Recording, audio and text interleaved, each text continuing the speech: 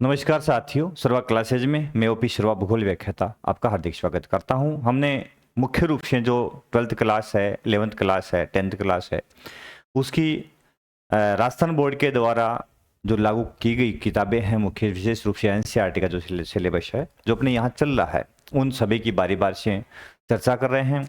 Second grade के लिए जो मेरे साथी परीक्षा देंगे उनके लिए है, पीछे लैब असिस्टेंट हुआ था, सारा सिलेबस यहीं से आया था। और भी फर्स्ट ग्रेड की तैयारी करने वाले जो मेरे साथी है उनके लिए, सबके लिए बड़ी महत्वपूर्ण क्लासें हैं। तो सभी साथी जुड़े सर्वा क्लासेज के साथ में और चैनल को सब्सक्राइब कर लें, बेल आइकन दबा लें। आज अपन देख रहे हैं भारत की जलवायु जो है उसका पार्ट सेकंड अपन देखेंगे।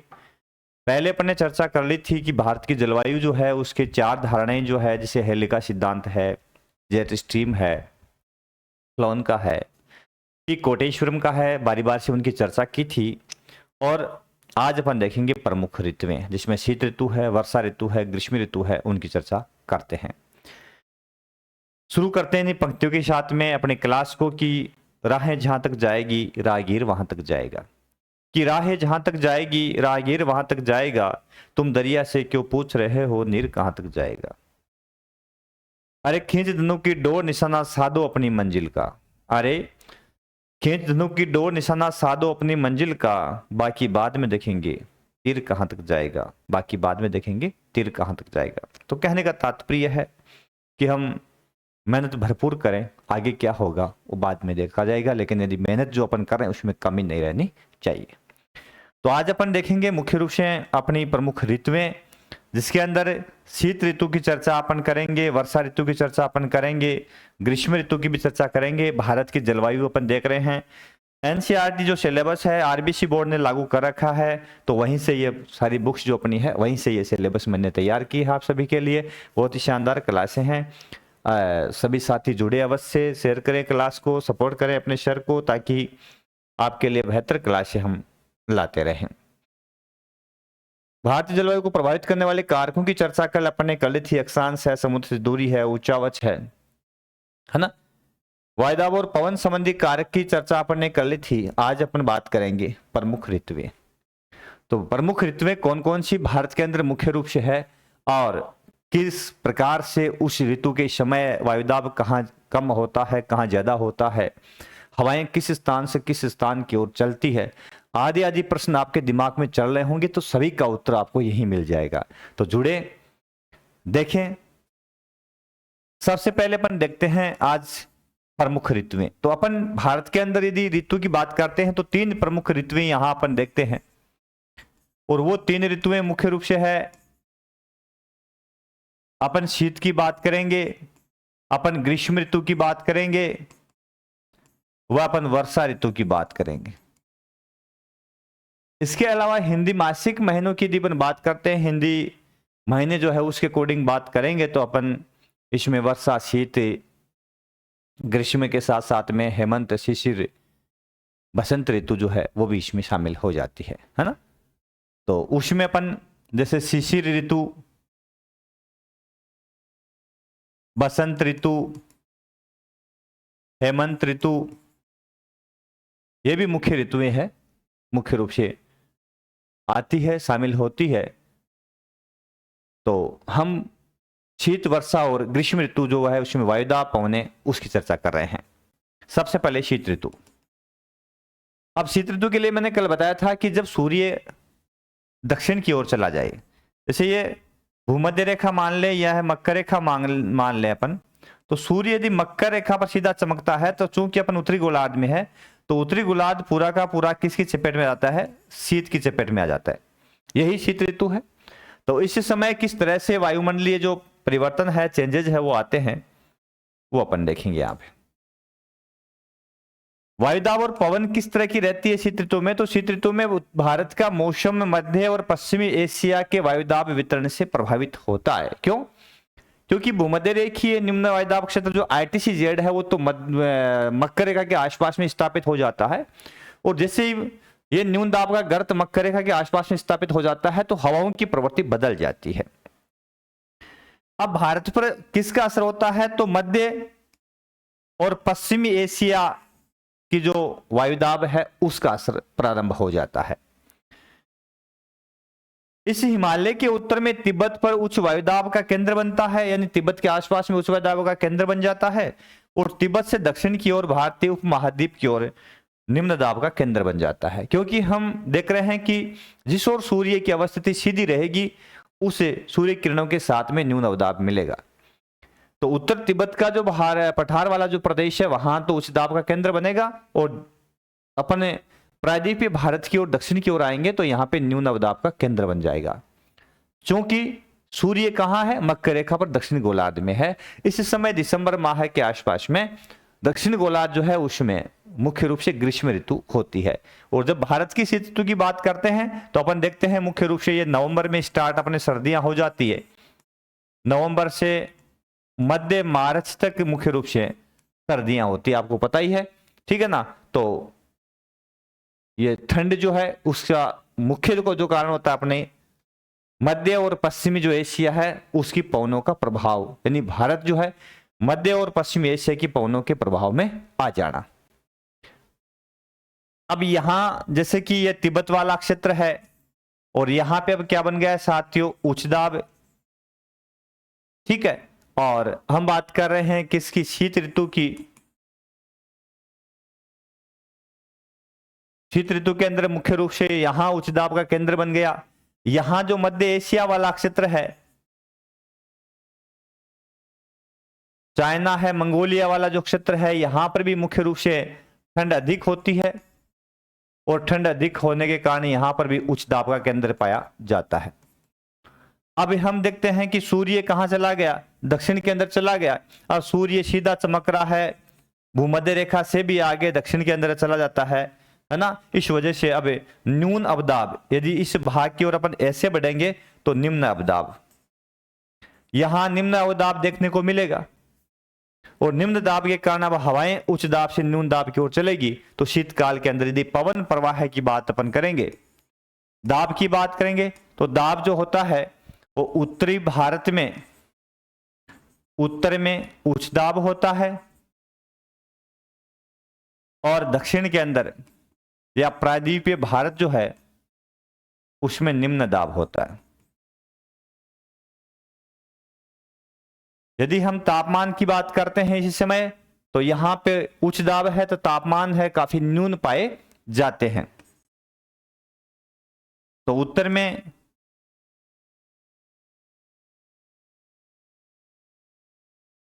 निम्न ताप देखने को मिलता है, ठीक है। और दक्षिण जो है इसकी बजाय अधिक तापमान देखने को मिलता है। तो ये भी आप मेमोराइज कर लेंगे। अब पवन किस स्थान से किस स्थान की ओर चलती है, तो साथियों पवन प्रवाह जो होता है वो अधिक सदैव ही इसकी प्रवृत्ति है कि अधिक दाब से निम्न दाब की ओर।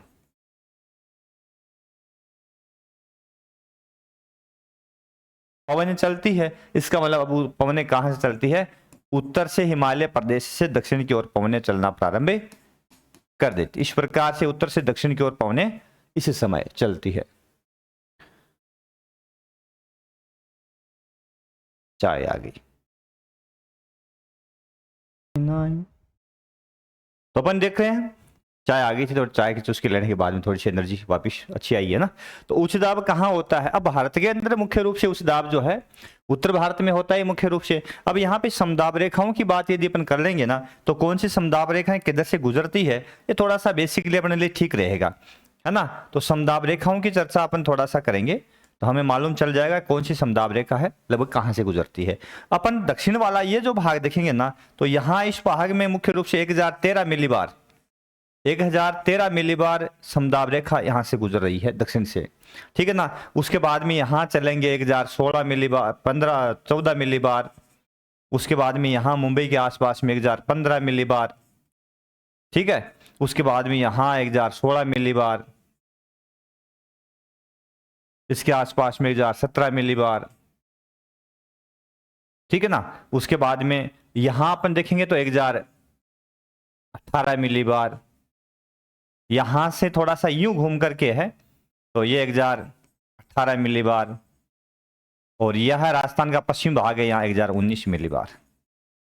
तो मुख्य रूप से 1019 मिलीबार से लेकर के 1013 मिलीबार तक की समदाब रेखाएं भारत से शीत ऋतु के अंदर मुख्य रूप से गुजरती है। तो आप देखेंगे कि उत्तर के अंदर यहाँ 1018 मिलीबार, राजस्थान के अंदर सबसे अधिक वायु समदाब रेखा है, अधिकतम दाब यहाँ देखने को मिल रहा है। यानी ये बलुई मिट्टी राजस्थान की पश्चिमी रेगिस्तान की काफी ठंडी हो जाती है, इस वजह से यहाँ पर 1019 मिलीबार सर्वाधिक, है ना, सर्वाधिक वायु दाब देखने को मिलता है।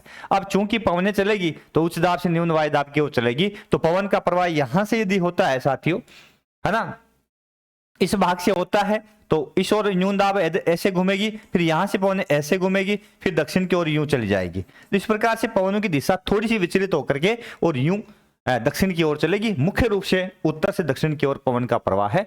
बेसिक तौर से यही कहा जाता है कि उत्तर से दक्षिण की ओर पवन का प्रवाह रहेगा। तो 1013 मिलीबार, कई बार पूछ लेते हैं कि भारत में शीत ऋतु के अंदर समदाब रेखा नहीं पाई जाती, तो 1013, 14, 15, 20 कह दे तो 20 इसमें नहीं है लगभग, है ना, या 1010 मिलीबार कह दे तो 1010 मिलीबार भी इस समय नहीं है। ठीक है ना, तो यह भी आपको ध्यान में रखना है। अब देख लो पवन प्रवाह कैसा होता है इस समय में। तो मुख्य रूप से शीत ऋतु में पवन प्रवाह मैंने बता दिया आपको, इस समय पवनें मध्य एशिया के उच्च वायु दाब केंद्र से बाहर की ओर चलने वाली पवनें भारत में शुष्क महाद्वीपीय पवनों के रूप में पहुंचती है, क्योंकि मध्य एशिया में कोई महासागर नहीं है, कोई नमी उनको प्राप्त नहीं होती, ठंडी और शुष्क पवनें ये भारत की ओर आगे बढ़ती है। यह पवनें उत्तर पश्चिम व्यापारिक पवनों के संपर्क में आ जाती है और जिनका विस्तार मध्य गंगा घाटी तक हो जाता है, और फरवरी में इसे व्यापारिक पवनों के साथ साथ में मध्य गंगा की घाटी जो है, यानी हिमालय के तले तक मुख्य रूप से ये पवनें हैं काफी सक्रिय हो जाती है। कौन सी? उत्तरी व्यापारिक पवनें। तो ये मध्य गंगा घाटी वाला जो क्षेत्र है ये वाला, ठीक है, तो यहां पे मुख्य रूप से ये पवनें हैं। इस भाग में व्यापारिक पवनें जो है यहां तक ये स्थापित हो जाती है। इसके अलावा ये दक्षिण की ओर पवन प्रवाह है प्रारंभ हो ही जाता है।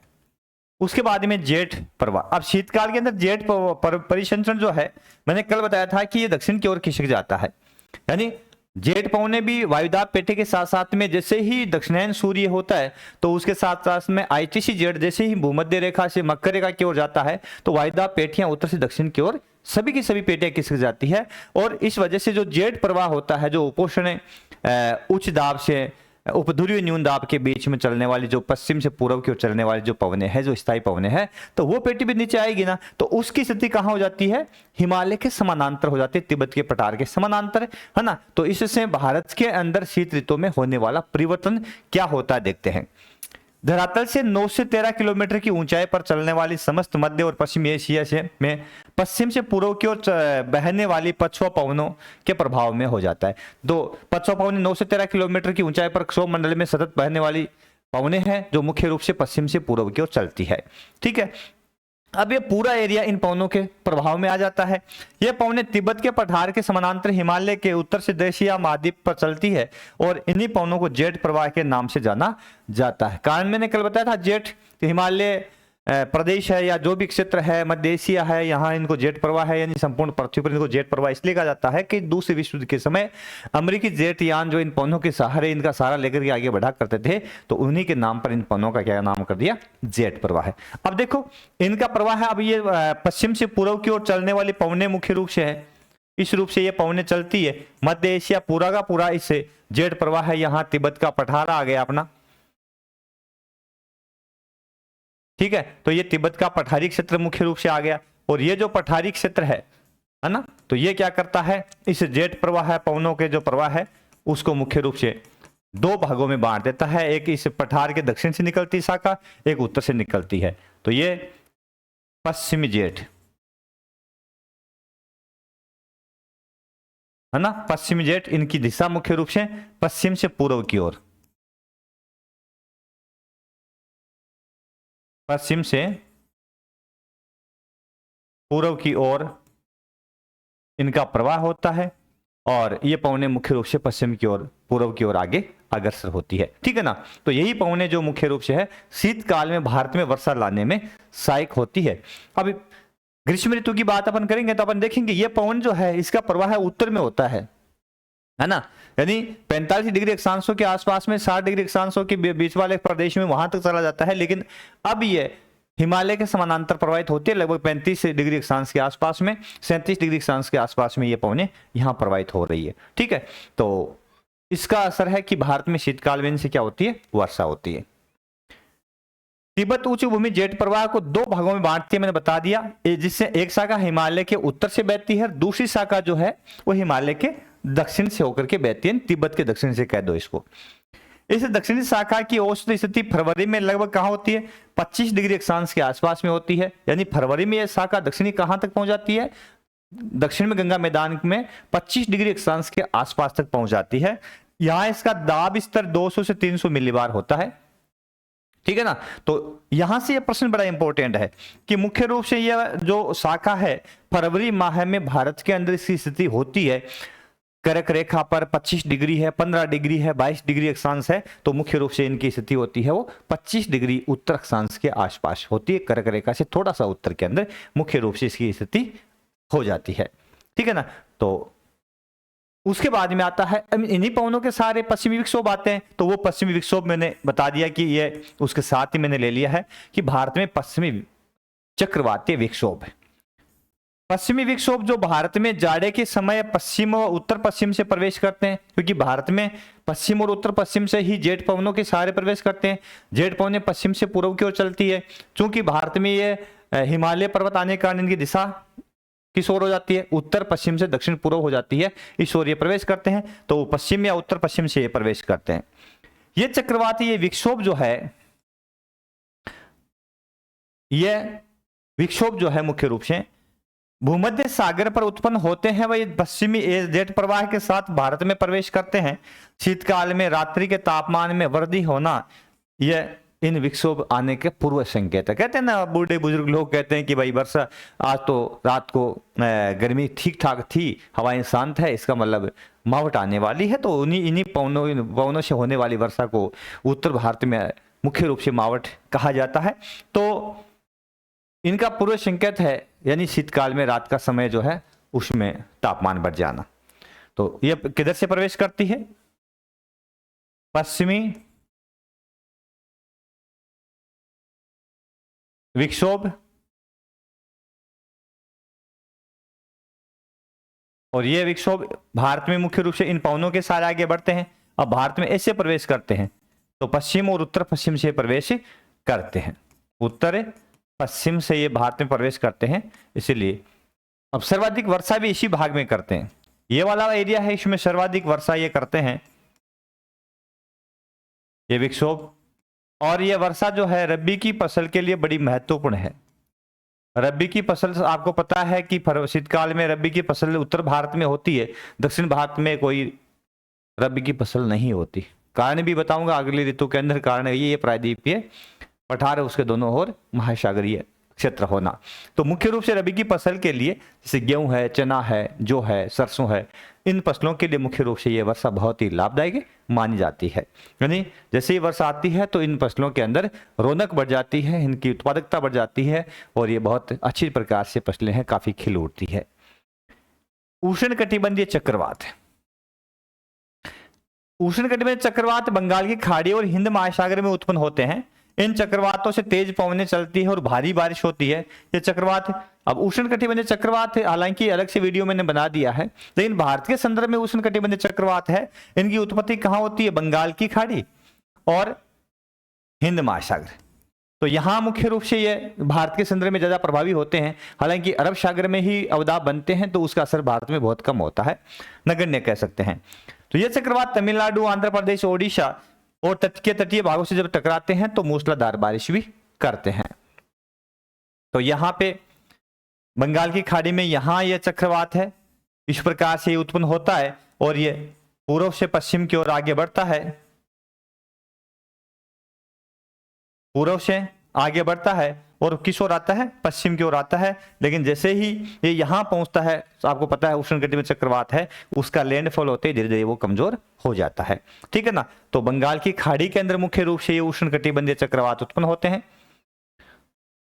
ठीक है, और हिंद महासागर में उत्पन्न होते हैं,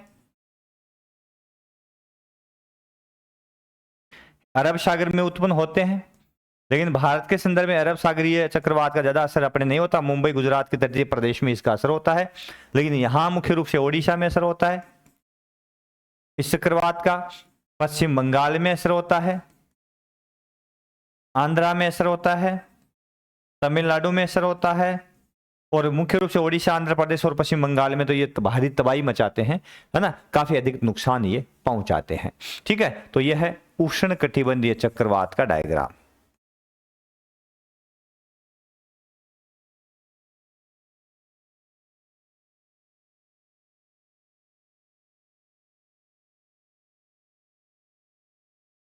उष्ण कटिबंधीय चक्रवात का डायग्राम।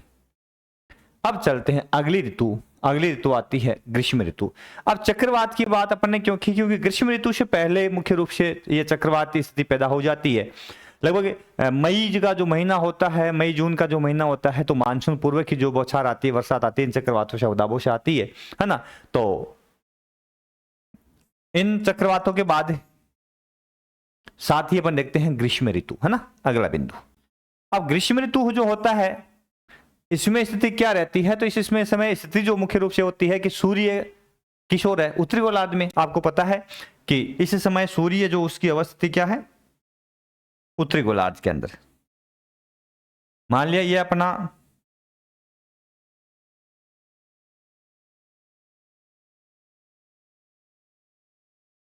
अब यहां पे सूर्य सीधा चमक रहा है कहां पे, इसको यदि भूमध्य रेखा कह दूं, ये कर्क रेखा 23.5 डिग्री यदि कह दूं, है ना, और ये मकर रेखा यदि मैं कह दूं, तो सूर्य ग्रीष्म ऋतु में कहां पे है, कर्क रेखा पर सीधा चमक रहा है। जून का महीना जहां सर्वाधिक सीधा चमकता है 21 जून को। तो अब यहां सीधा सूर्य चमक रहा है, तो उत्तरी गोलार्ध में सूर्य किरणें सीधी आ रही, इसका मतलब उत्तरी गोलार्ध है उसमें काफी गर्मी, यानी बहुत अधिक गर्मी हो जाती है। सूर्य के तापमान से यह पूरा का पूरा उत्तर प्रदेश भाग है, उत्तरी गोलार्ध है, वो काफी तप जाता है, और इस वजह से तापमान बढ़ जाता है, तो वायुदाब घट जाता है, और वायुदाब घटता है, इसका मतलब दक्षिण गोलार्ध के अंदर मुख्य रूप से कौन सी ऋतु शुरू हो जाती है, मई जून में शीत ऋतु शुरू हो जाती है। क्यों? क्योंकि दक्षिण गोलार्ध से सूर्य काफी दूर है। हालांकि दक्षिण गोलार्ध की शीत ऋतु उतनी ज्यादा कड़ाके की नहीं होती जितनी उत्तरी गोलार्ध की होती है, जिसका प्रमुख कारण है कि दक्षिण गोलार्ध में सर्वाधिक महासागरों का होना, यानी बहुत बड़ा हिस्सा जो है वो महासागरीय है, और एक छोटा सा हिस्सा अपन कहें तो लगभग 15% के आसपास में जो हिस्सा है वो स्थल खंड का है। तो इसलिए बहुत छोटा हिस्सा है जो दक्षिण गोलार्ध के अंदर है वो स्थल खंड है, इसलिए यहाँ पे शीत ऋतु ज्यादा कड़ाके की नहीं होती। धरातलीय पवनें ग्रीष्म ऋतु में कहां से कहां चलती है, वायुदाब कहां अधिक और कहां न्यून होता है, भारत के संदर्भ में अपन चर्चा कर रहे हैं, तो आगे बढ़ते हैं। ग्रीष्म ऋतु में सूर्य की स्थिति उत्तरायण हो जाती है। RTC-Z भी इसके साथ में उत्तर की अब जो न्यून अवदाब पेटी होती है RTC-Z, ये न्यून अवदाब पेटी मुख्य रूप से यहां स्थापित हो जाती है। RTC-Z जो पेटी है उष्ण कटिबंधीय, अंतरा उष्ण कटिबंधीय अभिसरण पेटी जो है वो कर्क रेखा के आसपास में स्थापित हो जाती है, इसके साथ ही उत्तर में आ जाती है। तो ये मानसून गर्त है, क्योंकि न्यून अवदाब पेटी को मानसून गर्त कहा जाता है एक प्रकार से कहें तो। ये दक्षिण से पवनों को अपनी ओर आकर्षित भी करती है। यहाँ उत्तर की ओर खिसक करके ये 20 से 25 डिग्री उत्तर अक्षांश के आसपास में स्थापित हो जाती है। RTC-Z निम्न दाब का क्षेत्र होता है और ये विभिन्न दिशाओं से पवनों को अपनी ओर खींचता है, इसलिए इसको मानसून का गर्त भी कहा जाता है ना, मानसून गर्त।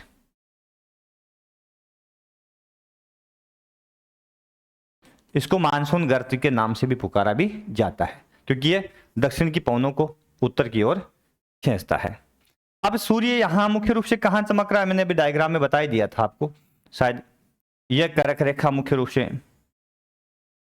23.5 डिग्री यहां गुजरती है और 8 राज्यों से गुजरती है। अब सूर्य जून के माह में यहीं सीधा चमक रहा होता है। आपको पता है दक्षिणी गोलार्ध जो मुख्य रूप से है इस समय यह भूमध्य रेखा है, इससे दक्षिण में अपन चलेंगे तो सूर्य उत्तरायण में होने के कारण दक्षिण गोलार्ध में काफी ठंड रहती है। बंगाल की खाड़ी जो है ये भी ठंडी रहती है, हिंद महासागर भी ठंडा रहता है और अरब सागर भी ठंडा रहता है। क्योंकि आपको पता है महाद्वीपीय स्वभाव का, महाद्वीपीय प्रभाव के कारण जो उत्तर भारत के अंदर इसलिए भाग वो जल्दी गर्म हो जाता है और इसकी वजह ये भाग है थोड़े ठंडे रहते हैं। अब ये जो भाग है 20 से 25 डिग्री अक्षांश के आसपास वाला ये जो क्षेत्र है, इस 20 से 25 डिग्री अक्षांश के आसपास में, यहाँ मुख्य रूप से 20 से 25 डिग्री उत्तर अक्षांश के आसपास में इसके बीच में ये ITCZ है, इसकी अवस्थिति हो जाती है, यानी अंतः उष्णकटिबंधीय अवदाब पेटी। अंतः उष्णकटिबंधीय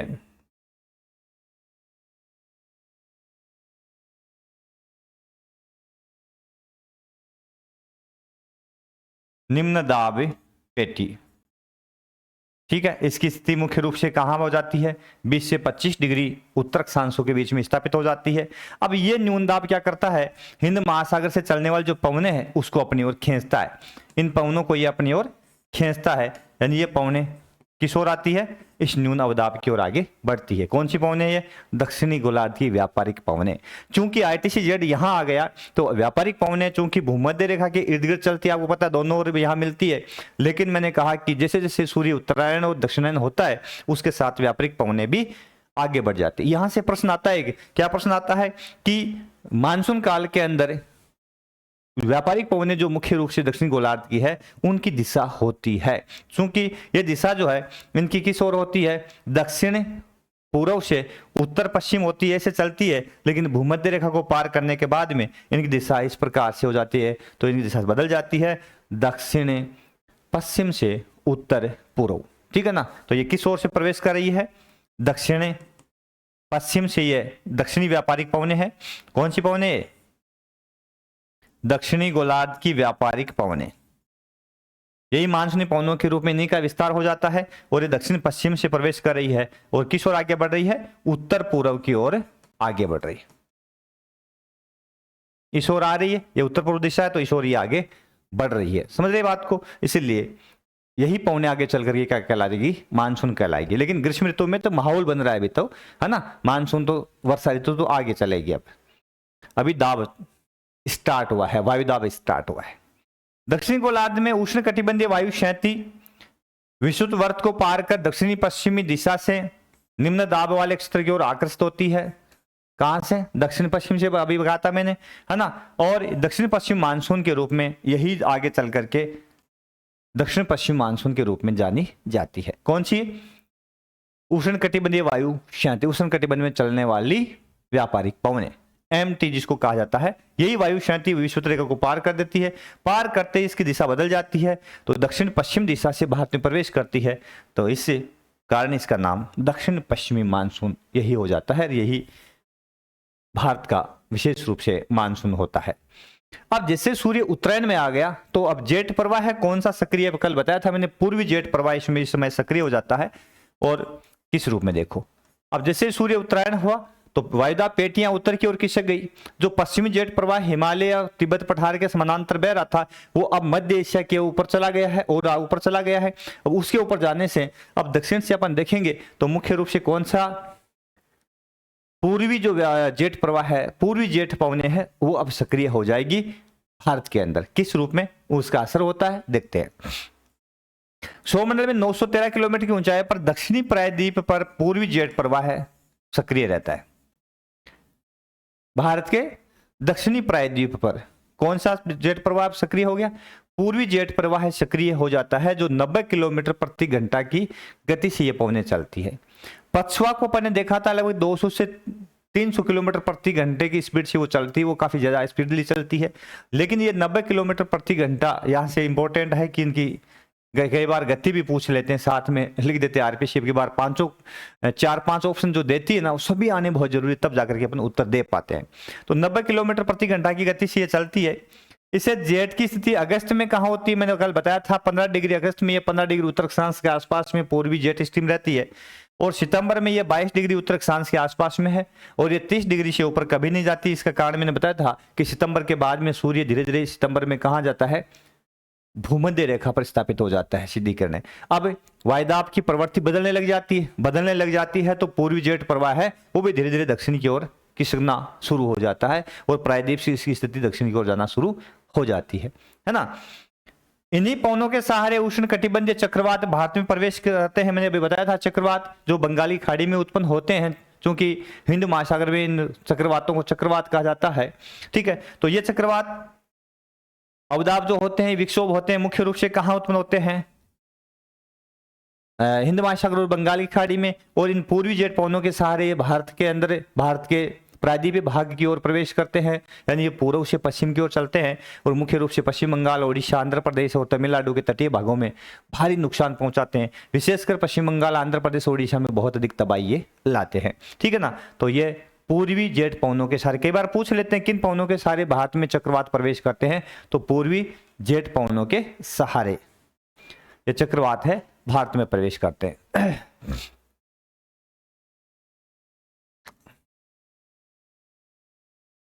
उसके बाद में आता है भारतीय मानसून की प्रकृति।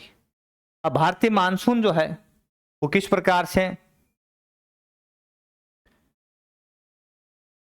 उत्पन्न होता है, क्या होता है भारतीय मानसून? अब ग्रीष्म ऋतु में ये पवनों का प्रवाह जो है उत्तर से दक्षिण से उत्तर की ओर या दक्षिण पश्चिम से उत्तर पूर्व की ओर स्टार्ट हो गया, क्योंकि न्यून दाब मध्य भाग भारत का जो उत्तर मध्य गंगा का मैदान है उसके आसपास में स्थापित हो गया। ITCZ कर्क रेखा के आसपास में जून में मुख्य रूप से वहां स्थापित हो गई। अब दक्षिणी हिंद महासागरीय पवनों को दक्षिणी जो उष्ण कटिबंधीय एमटी वायुराशि है उसको उत्तर की ओर आकर्षित करती है और यही पवनें भारत में दक्षिण पश्चिम से प्रवेश करती है, यही दक्षिण पश्चिम मानसून कहलाती है। तो अब देखिए ये मानसून, चूंकि हम देख रहे हैं कि जो ग्रीष्म ऋतु है उसका महीना अपन ने देखा है तो मुख्य रूप से ये अप्रैल, मई और जून का माह है, मुख्य रूप से जो होता है वो किसका होता है?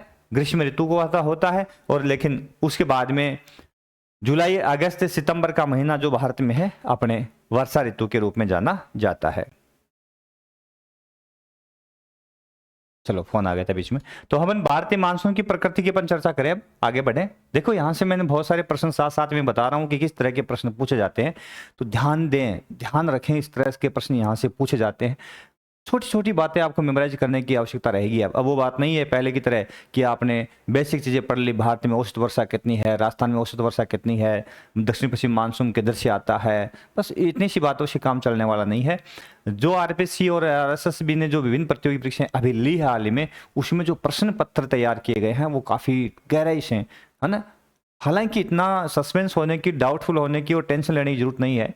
थोड़ा सा पढ़ लेंगे ना तो इजीली उसको, NCERT का सिलेबस में मैं करवा रहा हूँ, ये आप थोड़ा सा भी पढ़ लेंगे सही ढंग से तो यहीं से प्रश्न आते हैं और इजीली आप सरल भी कर देंगे, है ना।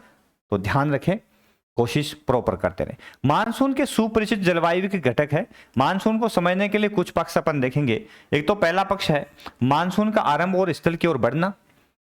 वर्षा लाने वाले तंत्र उष्णकटिबंधीय चक्रवात, आपको पता है वर्षा लाने वाले तंत्र उष्णकटिबंधीय चक्रवात, क्योंकि ग्रीष्म ऋतु जैसे ही शुरू होती है तो उससे पहले क्या आते हैं?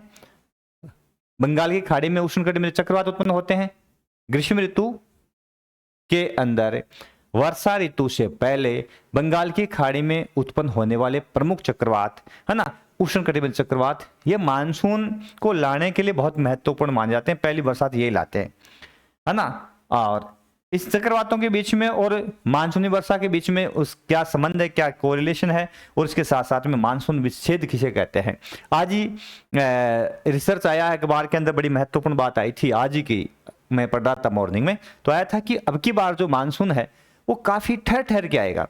यानी मानसून जो है लगभग मई के अंदर केरल में दस्तक दे देगा, 20-25 मई के आसपास में, डेट तो मैं फिक्स नहीं याद रही, लेकिन उसके बाद में पूरे भारत में जब इसका स्प्रेड होगा तो काफी गैप रहेंगे। तो ये मानसून विच्छेद यही होता है, गैप। यानी एक बार बरसात कहीं हो गई, थोड़े दिनों के लिए बरसात जो है वो कमजोर पड़ गई, फिर वापस बरसात हुई, थोड़ी पुनः कमजोर पड़ गई। अब इस मानसून विच्छेद के पीछे कारण कौन से उत्तरदायी है वो भी यहाँ बताऊंगा मैं, विस्तार से अपन देखेंगे। आप जरूर देखें, पूरी क्लास देखें तो इजीली आपको समझ में आ जाएगा। अब डायग्राम में अपन देख रहे हैं कौन सी मानसून की बात अपन कर रहे हैं, तो अपन सबसे पहला बिंदु क्या देखेंगे कि भारत में वर्षा ऋतु लाने के लिए न्यून अवदाब पेटी, तो ये ITCZ इस भाग में स्थापित, इस भाग में ITCZ है, इंटरट्रॉपिकल कन्वर्जेंस जोन जो है, अंतर उष्णकटिबंधीय अभिसरण क्षेत्र जिसको मानसून गर्त कहा जाता है। इस समय यहाँ निम्न दाब बनता है, यहाँ फारस के आसपास में या पाकिस्तान वाला सिंध प्रांत है, यहाँ भी निम्न है है ना। हिमालय की तलहटी में यहाँ पर भी न्यून दाब है, ठीक है। अब भारत के संदर्भ में अपन पढ़ रहे हैं तो ये क्षेत्र न्यून दाब के प्रभावाधीन हो जाता है। और हिंद महासागर जो है, इस हिंद महासागर के अंदर मुख्य रूप से यहाँ कौन सा दाब बन जाता है, उच्च दाब बन जाता है। आपको पता है इस उच्च दाब को कारण, और ये न्यून दाब जो गर्त है ITCZ जो यहाँ पे है, इन दक्षिणी गोलार्ध की पवनों को अपनी ओर खींचता है ना। और यही पवनें मुख्य रूप से आगे चल करके क्या कहलाती है, मानसून कहलाती है। यही मानसूनी पवनें हैं भाई। ये पवन दक्षिण से आ रही है, क्योंकि भारत के लिए जैसे ही भारत में प्रवेश करती है तो भारत में ये मानसून कहलाती है, क्योंकि इनसे भारत में वर्षा होती है। तो यहाँ दाब जो है वो न्यून दाब उत्तरी गोलार्ध में सिंध है, पाकिस्तान राजस्थान का पश्चिमी इलाका है, गंगा घाटी का जो निम्न भाग मुख्य रूप से है, तो इस भाग में न्यून अवदाब के केंद्र बन जाते हैं। आपको पता ही, मैंने बताया था कि यहाँ उच्च दाब है तो हवाएं उच्च दाब से न्यून की ओर चलती है, यानी ये न्यून दाब जो है दक्षिण के हिंद महासागरीय पवनों को अपनी ओर खींचता है। अब मानसून विच्छेद भी इससे कहीं ना कहीं रिलेटेड है, तो अभी बताऊंगा मैं किस प्रकार से मानसून विच्छेद जो है वो रिलेटेड है। इसके साथ में एक यहाँ बिंदु अपन ये देख लें कि न्यून दाब जो है यहाँ बन रहा है, लेकिन वायुदाब समदाब रेखाएं कहां से कौन सी गुजरती है ये भी अब थोड़ा सा अपन देख लेंगे। यहां अपन देखेंगे राजस्थान के अंदर इस भाग में, तो यहां जो समदाब रेखा आपको नजर आएगी मुख्य रूप से इस भाग में, तो यहां 997 मिलीबार समदाब रेखा आपको मिलेगी। न्यूनतम वायुदाब, क्योंकि यहां तापमान बढ़ जाएगा, यही न्यूनतम दाब क्यों हो जाएगा, क्योंकि तापमान सर्वाधिक ग्रीष्म ऋतु में इसी भाग में बढ़ता है। कारण यहाँ की बलुई मिट्टी, मरुस्थलीय जलवायु जो मुख्य रूप से होती है, इस वजह से यहाँ के तापमान काफी अधिक बढ़ जाते हैं, है ना। 997, उसके बाद में 998, 999, 1000, 1001, है ना। इस प्रकार से यहाँ 1010 मिलीबार। दक्षिण में कितनी मिलीबार होती है, 1010। अब शीतकाल में इसमें डिफरेंस पता चला क्या कि उसमें तो शीत ऋतु जो थी उसमें अपन ने वायुदाब देखा था 1013 मिलीबार टू 1019 मिलीबार, यह विस्तार था। और ग्रीष्म ऋतु अपन देखेंगे ना तो इसमें वायुदाब कौन सा है, न्यूनतम 997 मिलीबार, सुंदर लिख दूं क्या, 997 मिलीबार टू 1010 मिलीबार, यह विस्तार है। तो दोनों में डिफरेंस है ना कि ग्रीष्म काल में तो 1997 से 1010 मिलीबार की समदाब रेखाएं भारत के ऊपर से गुजरती है, और शीत ऋतु में 1013 से 1019 मिलीबार की समदाब रेखाएं भारत के ऊपर से गुजरती है। ये भी आपको पता होना बहुत ही जरूरी है। 1011, 1012, सॉरी उल्टा चल गए ना अपन तो, 1009, 1008, 1007,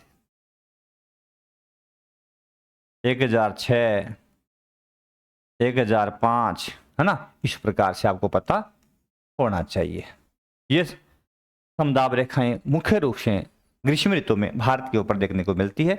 सबसे दक्षिण में अपन देख रहे हैं तो 1010 मिलीबार समदाब रेखा भारत के दक्षिणी छोर पे स्थापित हो जाती है, और सबसे उत्तरी छोर पे उत्तर पश्चिम में राजस्थान के ऊपर सबसे न्यून समदाब रेखा कहां से गुजरती है ये भी पूछ लें तो 997 मिलीबार राजस्थान के पश्चिमी भाग से, और हरियाणा का पश्चिम भाग, पंजाब का पश्चिम भाग इधर से मुख्य रूप से देखने को मिलती है, याद रखिएगा।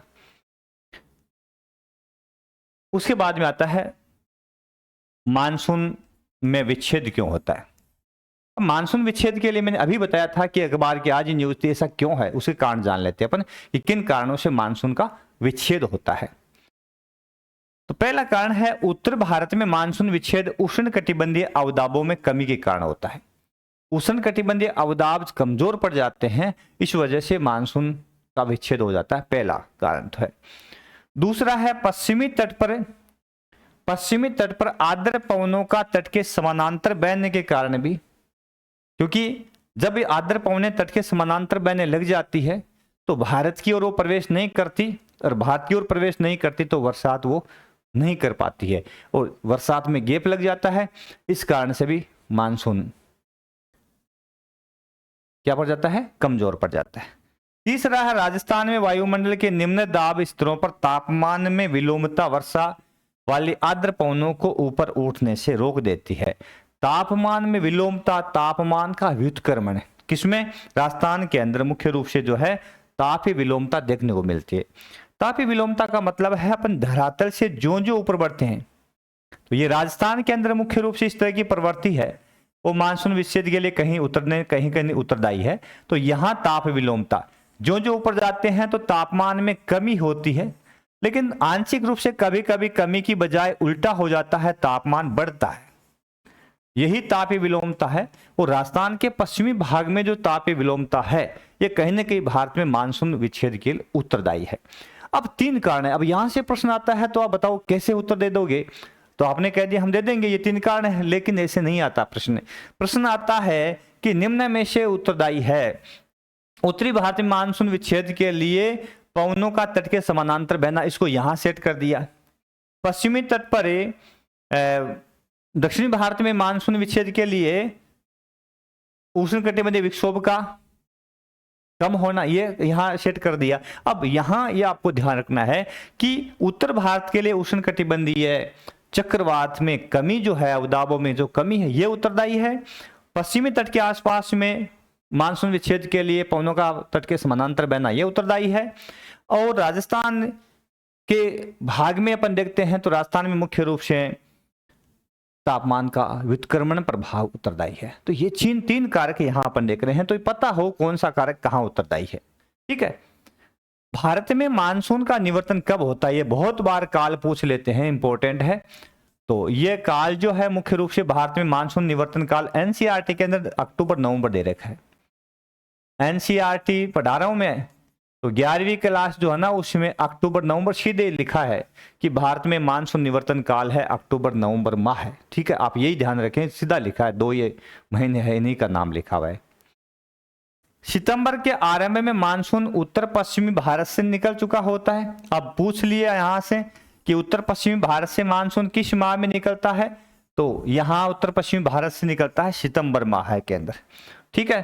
फिर आगे अपन देखें तो मध्य अक्टूबर तक दक्षिणी भारत को छोड़ समस्त भारत से मानसून लौट जाता है, यानी मध्य अक्टूबर तक दक्षिणी भारत में तो रहता है मानसून, उत्तर भारत से गायब हो जाता है। ठीक है। और अब वापिस लौटता मानसून है, इससे बारिश भी करवाएंगे अपन। एक राज्य है भारत का तमिलनाडु, इस लौटते मानसून से तमिलनाडु राज्य में उत्तर पूर्वी मानसून के रूप में वर्षा होती है। अब ये लौटता मानसून तमिलनाडु में किधर से प्रवेश करता है? उत्तर पूर्व से। इसलिए तमिलनाडु वर्षा किस मानसून से होती है? उत्तर पूर्वी मानसून से। ये आ जाए तो भी सही है, लौटते मानसून की उत्तर पूर्वी शाखा से, तो भी सही है। यहां 90% जो कुल राज्य की वर्षा है उसका 90% हिस्सा जो है इसी वापिस लौटते मानसून से ही प्राप्त होता है। ठीक है ना। अब देखो मानसून निवर्तन काल, तो यहां थोड़ा सा मैं दे दूं हिंट।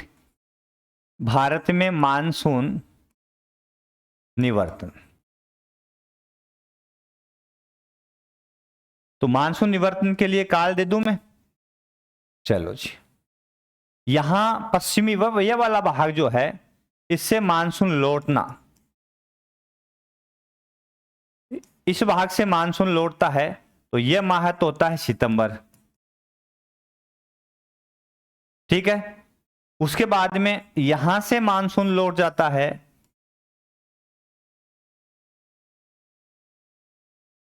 ये वाला, यह महीना होता है अक्टूबर, मध्य अक्टूबर, तो मध्य अक्टूबर तक यहां से लौट जाता है मानसून। ठीक है ना। और अब पूरे भारत से यदि मानसून लौटता है, तो पूरे भारत से मानसून लौटता है, अब यहां से भारत से मानसून लौट जाता है, लौटे मतलब उत्तर से दक्षिण पवनें बदल जाती है ना, तो यहां से लौट जाता है, तो यह हो जाता है इस मास का मतलब है नवंबर। कौन सा है? नवंबर। और मानसून निवर्तन काल कौन सा है? अक्टूबर नवंबर। कौन सा है? अक्टूबर नवंबर मास भारत से मानसून निवर्तन काल के रूप में जाना जाता है, ये आप ध्यान रखोगे। ठीक है। अब लौटते मानसून से भारत में वर्षा करवा दें क्या? करवा दो जी। अब यहां मैंने कहा था कि इस भाग में ग्रीष्म ऋतु जैसे जैसे आती है, न्यून अवदाब पेटी यहां सक्रिय होती है। पश्चिमी पछुआ जेठ है, ये भारत से उत्तर से प्रवाहित होती है और भारत का हिमालय वाला क्षेत्र ये पछुआ जेठ छोड़ करके उत्तर से बहने लग जाती है। तो मैंने कहा भारत में यहाँ पे एक जेठ सक्रिय हो जाती है, पूर्वी जेठ। कौन सी? पूर्वी जेठ। ठीक है। और ये पूर्वी जेठ ग्रीष्म ऋतु में सक्रिय होती है लगभग सितंबर अक्टूबर मास की। अगस्त सितंबर की बात करेंगे तो अगस्त में 15 डिग्री अक्षांश के आसपास में, है ना, और सितंबर माह में 22 डिग्री अक्षांश के आसपास में ये पूर्वी जेठ सक्रिय रहती है। अब बात अपन सितंबर की कर रहे हैं, ठीक है, तो 22 डिग्री अक्षांश के आसपास में मुख्य रूप से ये पूर्वी जेठ है वो सक्रिय रहता है। ठीक है। अब मानसून लौट रहा है तो अक्टूबर नवंबर की बात कर रहे हैं, अक्टूबर नवंबर की बात करें हैं तो ये पूर्वी जेट जो यहां सक्रिय थी अब थोड़ा दक्षिण की ओर पुनः बढ़ गई है। यहां से दक्षिण की ओर इसका प्रवाह यहां हो गया। अब किस माह की बात करेंगे अपन? लौटते मानसून की बात करें तो नवंबर माह की बात करेंगे। ठीक है ना, यहां से नवंबर माह में मानसून वापस लौटता है। अब पवने आ रही है, ये वापस लौटती हुई आ रही है, ये वापस लौटती पवने यहां से आ रही है। इस कलर से इसको लौटा दूं, ये दक्षिण की ओर जा रही थी। इन पवनों के ऊपर दबाव पड़ा किसका? इसका, पूर्वी जेट का। जैसे पूर्वी जेट का दबाव पड़ा तो ये पवने अपनी दिशा घूम करके इस ओर तमिलनाडु के तट की ओर आ गई और यहां इस भाग से इनमें नमी मिल गई और इस भाग से नमी मिलती है। जैसे ही तमिलनाडु के तट से टकराती है तो तमिलनाडु के अंदर यहां मुख्य रूप से क्या कर देती है? रिमझिम बरसे बादल, है ना, बरसात कर देती। यहां मुख्य रूप से यह क्या कर देती है? ये बरसात कर देती है ना, इस प्रकार से। तो यह वर्षा तमिलनाडु में किस मानसून से होती है? तो उत्तर पूर्व मानसून। उत्तर पूर्व इसलिए कि ये पवन इधर से आ रही है, इधर से आकर के इधर से प्रवेश करती है, इसलिए उत्तर पूर्व दिशा से प्रवेश करने के कारण तमिलनाडु की 90% वर्षा इसी मानसून से होती है। हो गई ना बरसात? तो याद रखिएगा कौन सा ऐसा स्टेट है जिसमें तमिलनाडु, जिसमें वर्षा लौटते मानसून या उत्तर पूर्वी मानसून से होती है। इसमें कई बार ये भी पूछते हैं क्या कारण है कि ये वर्षा है दक्षिण पश्चिम मानसून से नहीं होती। तो इसके पीछे कारण है कि इसकी ये जो शाखा है, कौन सी वाली शाखा? इधर वाली ये जो शाखा है, यहां तो आ गया पश्चिमी घाट, तो पश्चिमी घाट है इसके अवरोध पैदा करता है, तो तमिलनाडु वर्षी छाया प्रदेश में आ गया। और अरब सागरी बंगाल की खाड़ी की ये शाखा है तो ये इस तट के समानांतर आगे बढ़ जाती है इसे, इस वजह से तमिलनाडु में दक्षिणी पश्चिम मानसून से बरसातें नहीं होती। दो कारण आगे, अरब सागरी मानसून शाखा के वर्षी छाया प्रदेश में होना, बंगाल की खाड़ी की मानसूनी पवनें तट के समानांतर आगे बढ़ जाना, इस कारण से तमिलनाडु में दक्षिण पश्चिम मानसून से बारिश नहीं होती है। ठीक है ना, अब याद रख लेना, मैंने मिक्स तो कर दिया है। चलो जी, मानसून का अनुमान। अब मानसून कमजोर आएगा, मैंने आज ही कहा था कि ऐसे न्यूज आ रही थी कि मानसून अब की बार थोड़ा सा लेट आएगा, नहीं समय से आ जाएगा लेकिन देरी से मानसून विच्छेद खूब रहेगा और देरी देरी से बरसात होगी, लंबा चलेगा मानसून। तो इसका पूर्वानुमान कैसे लगा लेते हैं? अपने पास में कौन सी विधि है, कहां अपन इसका प्रयोग करते हैं? तो पूर्वी प्रशांत महासागर में स्थित फ्रेंच पोलिनेशिया के, ताहिती व हिंद महासागर के, ऑस्ट्रेलिया के पूर्व स्थित पोर्ट डार्विन के मध्य पाए जाने वाले वायुदाब के अंतर को माप करके मुख्य रूप से हम इसका पता लगाते हैं। अब कहां पता लगाते हैं? तो मुख्य रूप से इसका पता अपन लगाते हैं, ये वाला जो क्षेत्र है, ये वाला क्षेत्र, ये वाला जो क्षेत्र है, यह है ऑस्ट्रेलिया का पोर्ट डार्विन, पोर्ट डार्विन इसके बीच में, और यह फ्रेंच पोलिनेशिया वाला जो क्षेत्र है,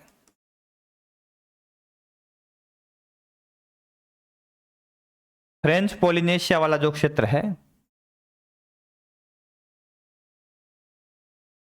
यहां का क्षेत्र है ताहिती। कौन सा है? ताहिती। इन दोनों के बीच में जो वायुदाब का अंतर होता है, उस वायुदाब के अंतर से मुख्य रूप से मानसून का पूर्वानुमान लगाया जाता है कि मानसून देरी से आएगा, कमजोर आएगा, जल्दी आएगा, है ना।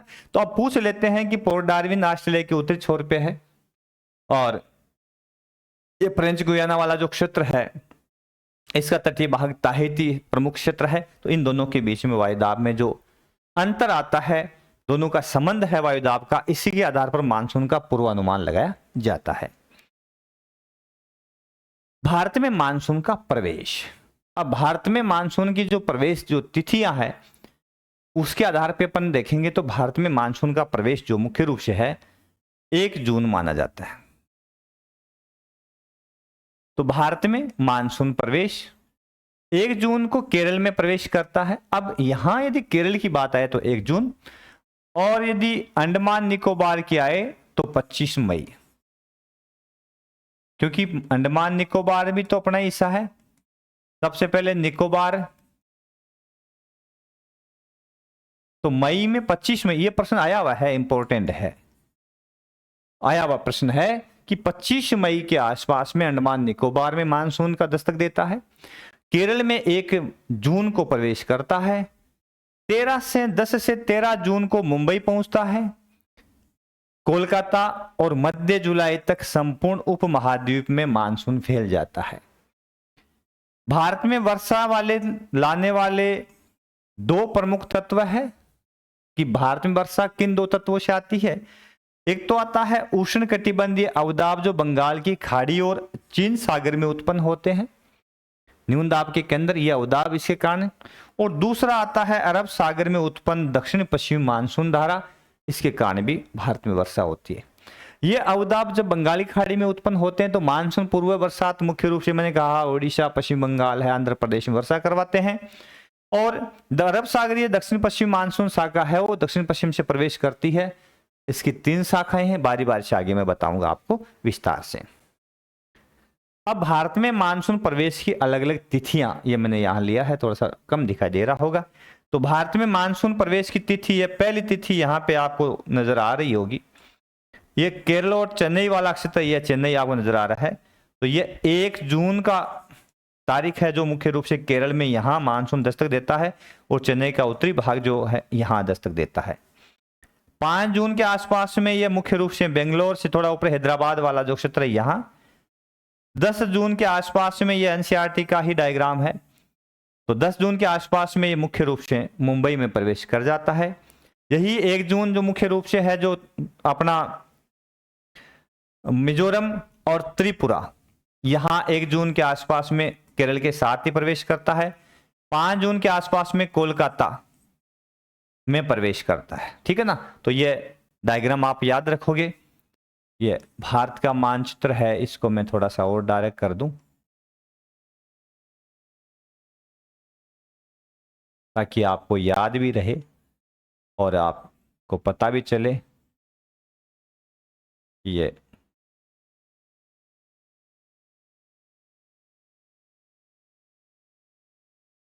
बुक का लिया था मैंने साथियों, ठीक है ना।